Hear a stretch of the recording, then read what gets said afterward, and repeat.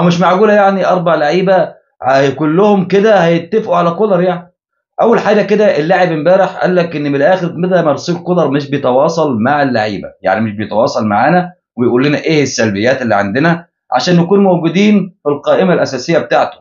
ولكن طبعا نفس الكلام ده طلع قال رضا سليم اللي قال لك بعد اصابتي ورجوعي ما حدش برضه تواصل معانا ولا تواصل معايا ولا قال لي ايه السلبيات اللي عندي ولا قال لي مثلا طور نفسك في الحاجه دي تحديدا ولا عشان تكون موجود في القوام الاساسي. طلع برضه ايمن اشرف سابقا وقال نفس الكلام، ومحمد شريف طلع وقال نفس الكلام. انت كمدير فني المفروض انك تكون متواصل مع اللاعب. يعني مثلا اللاعب ده عنده ضعف في حاجه معينه، انا اتكلم معاه واقول له انت عندك النقطه دي تحديدا حاول تطور نفسك فيها، بل بالعكس ده انا اساعده على تطويرها عشان اللاعب ده يقدر يديني اللي انا عايزه في الملعب عشان يمشي تبع الخطه اللي انا وضعها في الملعب. مثلا